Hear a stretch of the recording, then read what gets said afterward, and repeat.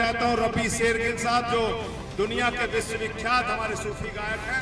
आज उन्होंने पार्टी की सदस्यता ग्रहण की है। जोरदार तालियों से इनका स्वागत कीजिए। रबी शेरगिल जो देश के मशहूर सूफी गायक हैं, आप सारे लोग जानते होंगे इनको। वैसे शख्स आज आम आदमी पार्टी में शामिल हो रहे हैं। जोरदार तालियों से इनका स्वागत करें रबी शेरगिल जी साहब का।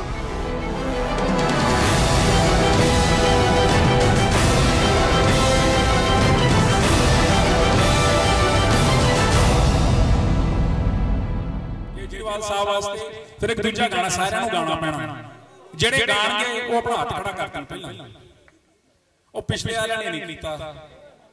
ਭਾਜੀ ਸਾਰੇ ਖੜਾ ਕਰ ਦਿਓ, ਸਾਰਿਆਂ ਨੂੰ ਗਾਣਾ ਪਾਓ। ठीक है केजरीवाल साहब वास्ते, ठीक है जी। सारे चालू हो तेरे बिन वे सानू सोना कोई होर नहीं लभना हो तेरे बिन सारे सानू सोना सारे पिछले भी कोई होर नहीं लभना जो दवे रूहानू सकून चुके जाओ नखरा मेरा एवरीबॉडी तेरे बिन सानू सोने कोई होर नहीं लभना जो दवे रूहानू सकून चुके जाओ नखरा मेरा। बहुत बहुत शुक्रिया, कमाल कर दी सर आपने, थैंक्स अ लॉट, मजा आ गया सर। सबसे पहले मंच पे बहुत गणमान्य लोग आसीन हैं, मैं उनका स्वागत करता हूं।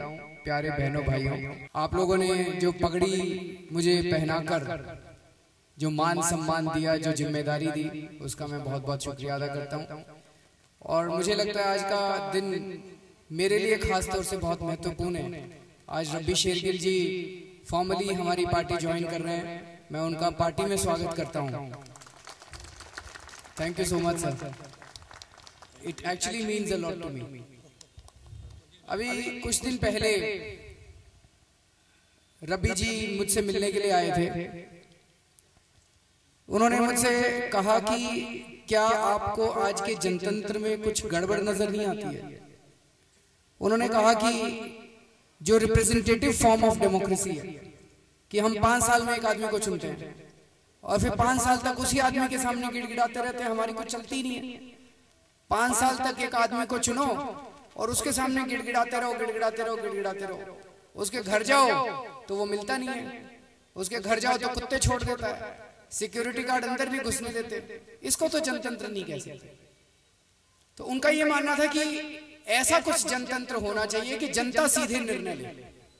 इसे डायरेक्ट डेमोक्रेसी कहते हैं। आज हमारे देश के अंदर रिप्रेजेंटेटिव फॉर्म ऑफ डेमोक्रेसी है।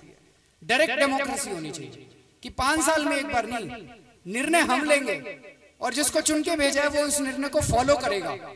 जो हमारे अफसर हैं वो उस निर्णय को फॉलो करेंगे। इन्होंने कहा ये असली जनतंत्र।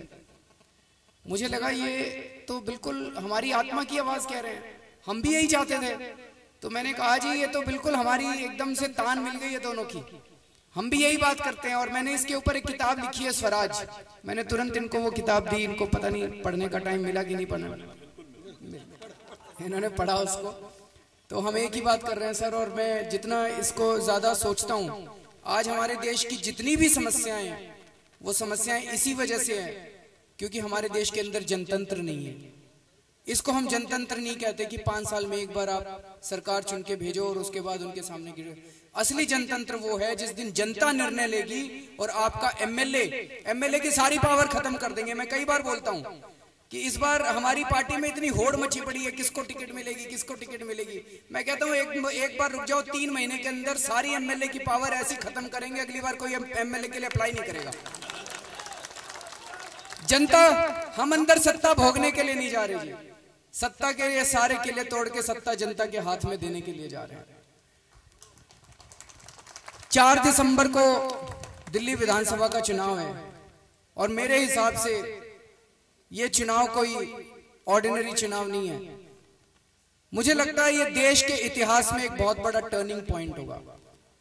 1 साल पुरानी पार्टी, 1 साल पुरानी पार्टी इस बार चुनाव के अंदर दिल्ली विधानसभा के अंदर ना केवल जीत रही है, भारी बहुमत से जीत रही है। आज तक तो नहीं हुआ भारत के इतिहास के अंदर, लेकिन इस बार होगा और हमारे किए नहीं होगा। मैं बहुत सोचता हूं कुछ ना कुछ अद्भुत चमत्कार हो रहा है देश के अंदर, कोई ना कोई शक्ति है, उसको आप भगवान कह लीजिए, अल्लाह कह लीजिए, गुरु महाराज कह लीजिए, जो मर्जी कह लीजिए, कोई ना कोई शक्ति है। पूरी दिल्ली के अंदर इस वक्त एक ऐसी लहर दौड़ रही है, आप किसी से बात कर लो जी इस बार किसको वोट दोगे, झाड़ू पे मोहर लगेगी। 10 में से 8 आदमी आपको कहेंगे झाड़ू पे मोहर लगेगी। 10 आउट ऑफ 10 कह रहा है बच्चा कि 10 आउट ऑफ 10। पूरी दिल्ली के अंदर इस टाइम एक अद्भुत लहर दौड़ रही है। दिसंबर के अंदर आम आदमी पार्टी की सरकार बनेगी और मुझे ये पूरा यकीन है कि एक वक्त जो भारत सोने की चिड़िया कहलाता था, आने वाले 5 साल के अंदर भारत वापस सोने की चिड़िया कहलाएगा।